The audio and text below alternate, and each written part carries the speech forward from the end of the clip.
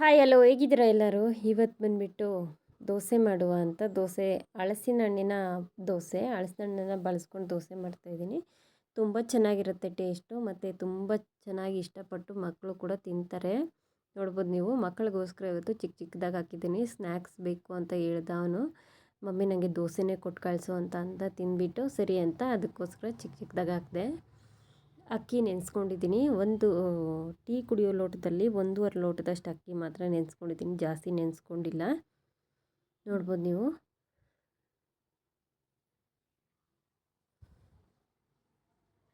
ಇದನ್ನು ಈಗ mixie ಮಾಡ್ಕೊಬರೋಣ. Mixie ಆಗಿದೆ. ಇದ್ರ ಜೊತೆಗೇ ಹಲಸಿನ ಹಣ್ಣು ಬಿಡಿಸಿಟ್ಕೊಂಡ್ರು ಅಂಥದ್ದು, ಬೀಜ ತೆಗೆದು ಬಿಡಿಸಿಟ್ಕೊಂಡ್ರು ಅಂತ ಹಲಸಿನ ಹಣ್ಣಿದು. ಇದನ್ನು ಹಾಕಿ ರುಬ್ಕೊಂಬರೋಣ. ನೋಡಿದ್ರಲ್ಲ, ಎರಡನ್ನೂ ರುಬ್ಕೊಂಬಂದೆ. ಅಕ್ಕಿ ನೆನೆಸಿದ್ನಲ್ಲ ಅದೇ ಪಾತ್ರೆಗೆ ನೀರು ಚೆಲ್ಬಿಟ್ಟು ಹಾಕ್ಕೊಂಡಿದ್ದೀನಿ. ನೋಡಿ ಇಷ್ಟು ಹಿಟ್ಟಾಗಿದೆ. ಈಗ ಇದಕ್ಕೆ ನಾನು ಬೆಲ್ಲ ಹಾಕ್ತಾಯಿದ್ದೀನಿ. ಒಂದೂವರೆ ಟೇಬಲ್ ಸ್ಪೂನ್ ಅಷ್ಟು ಇರ್ಬೋದು ಬೆಲ್ಲ, ಅಷ್ಟೇ. ತುಂಬ ಜಾಸ್ತಿ ಹಾಕ್ತಿಲ್ಲ. ನಿಮಗೆ ಜಾಸ್ತಿ ಸ್ವೀಟ್ನೆಸ್ ಬೇಕಂದರೆ ಹಾಕ್ಕೋಬೋದು, ಇಲ್ಲ ಹಲಸಿನ ಹಣ್ಣು ಸ್ವೀಟಾಗಿರೋದನ್ನು ಹಾಕ್ಕೊಂಡ್ರೆ ನಿಮಗೆ ಕಡಿಮೆ ಬೇಕಾಗುತ್ತೆ ಬೆಲ್ಲ.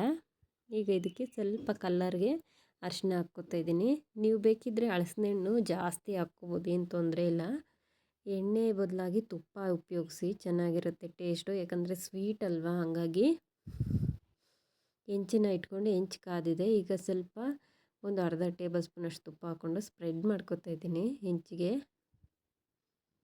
ರುಬ್ಬಿಟ್ಕೊಂಡಿರೋ ಅಂಥ ಹಿಟ್ಟನ್ನು 1-2 ಅವರ್ ಬಿಟ್ಟು ನೀವು ಉಪಯೋಗಿಸ್ಕೋಬೋದು ಆರಾಮಾಗಿ, ಏನು ತೊಂದರೆ ಇಲ್ಲ.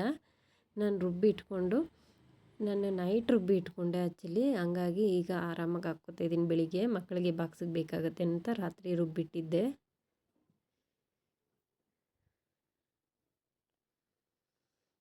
ನೋಡ್ಬೋದಲ್ಲ, ದೋಸೆ ಹುಯ್ಕೊಂಡಿದ್ದೀನಿ.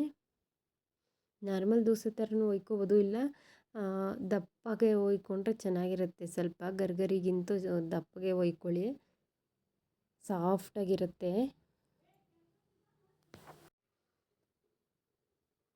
ಈಗ ಇದನ್ನು ಬೇಕಿದ್ರೆ ಲಿಡ್ ಕ್ಲೋಸ್ ಮಾಡ್ಕೊಂಡು ಬೇಯಿಸ್ಕೊಳ್ಳೋಣ. ಲಿಡ್ ಕ್ಲೋಸ್ ಮಾಡಿಲ್ಲ ಅಂದರೂ ಪರವಾಗಿಲ್ಲ, ಆರಾಮಾಗಿ ಬೇಯುತ್ತೆ. ನಾನೀಗ ಲಿಡ್ ಕ್ಲೋಸ್ ಮಾಡ್ಕೊಂಡಿದ್ದೀನಿ. ಚೆನ್ನಾಗಿ ಹೋಲ್ಸ್ ಥರ ಆಗುತ್ತೆ, ನೋಡ್ಬೋದು ನೀವು. ತುಂಬ ಚೆನ್ನಾಗಿ ಬೇಯ್ತಾ ಇದೆ ದೋಸೆ. ತುಂಬ ಅಂದರೆ ತುಂಬ ಚೆನ್ನಾಗಿರುತ್ತೆ. ಒಂದು ಸತಿ ಟ್ರೈ ಮಾಡಿ ನೋಡಿ.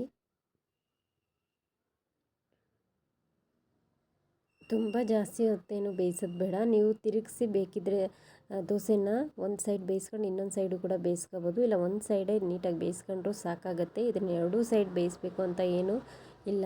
ನೋಡಿದ್ರಲ್ಲ, ಈಗ ಬೇಕಿದ್ದರೆ ತುಪ್ಪನ ಮೇಲೆ 1 ಟೇಬಲ್ ಸ್ಪೂನು ಅಥವಾ ಅರ್ಧ ಟೇಬಲ್ ಸ್ಪೂನಷ್ಟು ಕೂಡ ಹಾಕ್ಕೋಬೋದು. ನಾನು ಜಾಸ್ತಿ ಹಾಕ್ತಿಲ್ಲ, ಒಂದು ಚಿಕ್ಕದಾಗಿ 1/4 ಟೀ ಸ್ಪೂನ್ಗಿಂತ ಕಡಿಮೆ ಹಾಕ್ಕೊತಿದ್ದೀನಿ. ಫ್ಲೇವರ್ಗೋಸ್ಕರ ಮಾತ್ರ ಹಾಕ್ಕೋಬೇಕಷ್ಟೇ, ಇಲ್ಲ ಟೇಸ್ಟ್ಗೋಸ್ಕರ. ಯಾಕಂದರೆ ಫಸ್ಟೇ ನಾನು ಹೆಂಚಿಗೆ ಹಾಕಿದ್ನಲ್ಲ, ಅದಕ್ಕೆ ತುಂಬ ಜಾಸ್ತಿ ಹಾಕ್ಕೋತಾ ಇಲ್ಲ. ಆಮೇಲೆ ಏನಮ್ಮ ತುಪ್ಪನೇ ಹಾಕ್ಬಿಟ್ಟಿದ್ಯಾ ಜಾಸ್ತಿ ಅಂತ ಕೇಳ್ತಾನೆ ನನ್ನ ಮಗ. ಈಗ ಬೆಳಗಿನ ತಿಂಡಿಗೇನು ಅವ್ರಿಗೆ ಇದೇನೆ, ಮತ್ತು ಬಾಕ್ಸಿಗೂ ಇದೇ ಕಟ್ ಕಳಿಸಿದ್ದೆ. ತುಂಬ ಇಷ್ಟಪಟ್ಟಿದ್ರು. ನಾನು 2 ಕಡೆ ಬೇಯಿಸ್ಕೊತಿದ್ದೀನಿ. ಮಕ್ಕಳು ತಿಂತಾರಲ್ಲ, ಅದಕ್ಕೆ ಸ್ವಲ್ಪ ನನಗೆ ಇದಾಗಲ್ಲ. 2 ಕಡೆ ಬೇಯಿಸಿ ನೀಟಾಗಿ ಕೊಟ್ಟರೆ ಸಮಾಧಾನ ಆಗುತ್ತೆ. ಮತ್ತು ಇನ್ನೊಂದು ದೋಸೆ ಹಾಕ್ಕೊತಿದ್ದೀನಿ.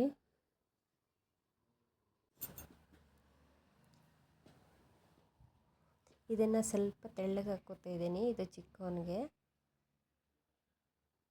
ತೆಳ್ಳಗೆ ಹಾಕಕ್ಕೆ ಹೋಗಿದ್ದಕ್ಕೆ ನೋಡಿ ದೊಡ್ಡದಾಗೋಯ್ತು. ಸೊ ಪರವಾಗಿಲ್ಲ, ಆರಾಮಾಗಿ ಬೇಯಿಸ್ಕೊಳ್ಳೋಣ. ನೀವು ಯಾವತ್ತಾದರೂ ಹಲಸಿನ ಹಣ್ಣಿನ ದೋಸೆ ಮಾಡಿದ್ರಾ ಅಂತ ನನಗೆ ಕಾಮೆಂಟ್ ಮಾಡಿ ತಿಳಿಸಿ. ಮಾಡಿಲ್ಲ ಅನ್ನೋರು ಒಂದು ಸತಿ ಮಾಡಿ ಟೇಸ್ಟ್ ನೋಡಿ ಹೇಗೆ ಬರುತ್ತೆ ಅಂತ. ಹಿಟ್ಟು ಕಲರ್ ಇರಲಿಲ್ವಲ್ಲ, ನೋಡಿ ದೋಸೆ ಹಾಕಿದ್ರೆ ಕಲರ್ ಬಂದಿದೆ ದೋಸೆ. ತುಂಬ ಚೆನ್ನಾಗಿ ಕಲರ್ ಇದೆ ದೋಸೆ ಮಾತ್ರ. ನೀವು ಹಣ್ಣು ಚೆನ್ನಾಗಿ ಕಲರ್ ಇರೋದು ತೊಗೊಂಡ್ರೆ ಇನ್ನೂ ಚೆನ್ನಾಗಿ ಕಲರ್ ಬರುತ್ತೆ. ರುಬ್ಬಿ ಇಟ್ಬಿಟ್ಟು ಸ್ವಲ್ಪ ಹೊತ್ತು ಬಿಟ್ಟರೆ, ಜಾಸ್ತಿ ಹೊತ್ತು ಬಿಟ್ಟು ಹಾಕಿದ್ರೆ ದೋಸೆ ತುಂಬ ಚೆನ್ನಾಗಿ ಸಾಫ್ಟಾಗಿ ಬರುತ್ತೆ. ಇದಕ್ಕೆ ನೀವು ಬೆಲ್ಲ, 2 ಏಲಕ್ಕಿ ಎಲ್ಲ ಸೇರಿಸ್ಕೊಂಡು ಮಾಡ್ಕೊಳ್ಬೋದು. ತುಂಬ ಒಳ್ಳೆ ಟೇಸ್ಟ್ ಬರುತ್ತೆ. ಕೆಲವರೆಲ್ಲ ಕಾಯಿ, ಏಲಕ್ಕಿ ಎಲ್ಲ ಸೇರಿಸಿ ಮಾಡ್ತಾರೆ. ನಾನು ಬರೀ ಇದನ್ನು ಅಕ್ಕಿನ ಮತ್ತು ಹಲಸಿನ ಹಣ್ಣನ್ನು ಮಾತ್ರ ಬಳಸ್ಕೊಂಡು ಮಾಡಿದ್ದೀನಿ. ನೆಕ್ಸ್ಟ್ ಟೈಮ್ ಮಾಡಬೇಕಾದ್ರೆ ಅದೇ ಥರ ಮಾಡಿ ತೋರಿಸ್ತೀನಿ ನಾನು. ಕೊಬ್ಬರಿ ಎಲ್ಲ ಹಾಕಿ ಮಾಡಿ ಅದನ್ನು ಒಂದು ಸತಿ ಟೇಸ್ಟ್ ಮಾಡಿದ್ರೆ ಗೊತ್ತಾಗುತ್ತೆ ಮಕ್ಕಳಿಗೆ. ಯಾವ್ದು ಇಷ್ಟಪಟ್ಟರೆ ಅದನ್ನ ಮಾಡಿಕೊಡ್ಬೋದು ಜಾಸ್ತಿ. ನೋಡಿದ್ರಲ್ಲ, ಎರಡು ಕಡೆ ಚೆನ್ನಾಗಿ ಬೇಯಿಸ್ಕೊಂಡಿದ್ದೀನಿ. ತುಂಬ ಚೆನ್ನಾಗಿದೆ ನೋಡಲಿಕ್ಕಷ್ಟೇ, ತಿನ್ನೋಕ್ಕೂ ತುಂಬ ಚೆನ್ನಾಗಿದೆ ಟೇಸ್ಟಿಯಾಗಿ. ಸ್ವಲ್ಪ ತುಪ್ಪ ಸ್ಪ್ರೆಡ್ ಮಾಡಿ ಕೊಟ್ಬಿಟ್ರೆ ಮಕ್ಕಳಿಗೆ ತುಂಬ ಈಸಿಯಾಗಿ ತಿಂದುಬಿಡ್ತಾರೆ.